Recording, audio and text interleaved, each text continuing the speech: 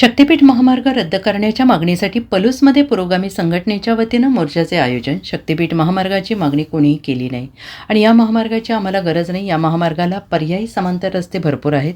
तुळजापूर नागपूरसह अनेक सहापदरी रस्ते आहेत. या सरकारला रस्ते करायचा रोग लागला आहे.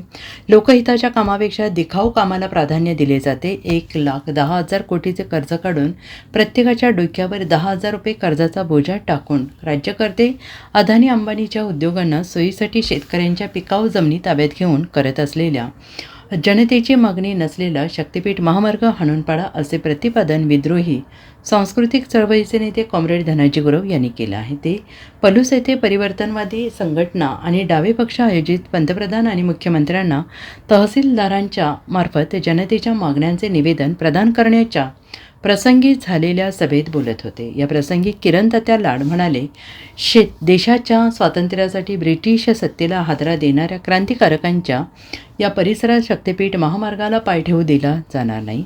या प्रसंगी कृषीतज्ञ मारुती चव्हाण म्हणाले, भारत अमेरिका व्यापार करारात अमेरिकन उत्पादकांना मोठे अनुदान असल्याने आणि भारतीय शेतकऱ्याला निर्यात शुल्क असल्याने भारतातील शेतकरी संकटात येणार आहे. या प्रसंगी शेतकरी चळवळीचे नेते BG काका पाटील आणि दिग्विजय पाटील यांनी जोशपूर्ण भाषण करून घोषणांनी तहसील कार्यालय दणाणून सोडले. या प्रसंगी सुनील गुरव, मोहन पाटील, कुंडली केडके, रावसाहेब गोंदिल यांनी समायोजित मनोगत व्यक्त केले आणि यावेळी आदी मान्यवर उपस्थित होते. यांचे बोलवते धनी कोण आहेत? तर एका बाजूला नागपूरमध्ये ऑफिस असलेले RSS वाले आणि दुसऱ्या बाजूला ते अंबानी, काय ते अदानी, अंबानी, टाटा, बिर्ला, ट्रम्प, म्हणजे तिकडे ट्रम्प त्यांचा बाप तो तिकडे. तर यांच्या सोयीचे निर्णय घेणारं सरकार हे आज सत्तेवर आहे. आता हे सत्तेवर आले म्हणजे कसे आले? माझं म्हणणं त्याची दोन कारणं आहेत. एक कारण आहे ते सगळं खोटच करून सत्तेवर आले. धर्माची भांडणं लावायची, जातीची भांडणं लावायची. दुसऱ्या बाजूला ते EVM मधला घोटाळा, मतदार यादीतला घोटाळा आणि आमच्या माणसांचं अज्ञान,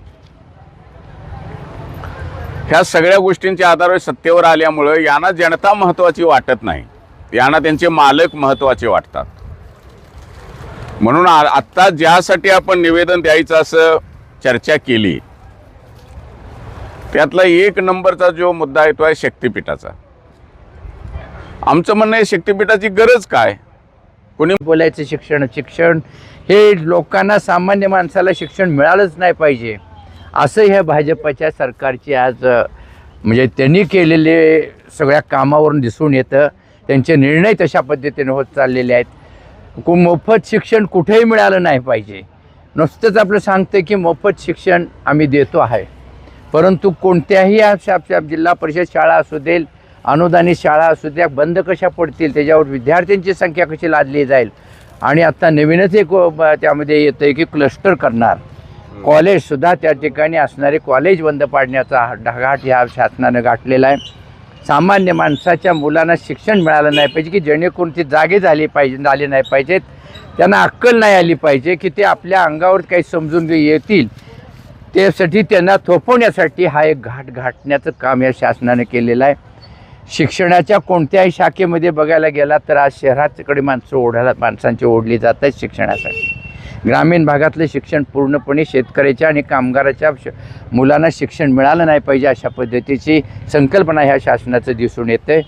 आणि हे मगाशी वक्त्यांनी उल्लेख केला आहे अनाजी पंथाने आज एवढंच केले, राज्य चालवायला तुळोजी कमी पडतेत म्हणून आम्हाला तिथं खरं तर वेगवेगळ्या माध्यमातून गेल्या 10 वर्षापासून हे भाजपचं जे सरकार आहे ते शेतकऱ्याला उद्ध्वस्त करण्याच्या वेगवेगळ्या पद्धतीनं डाव मांडीत आलेला आहे.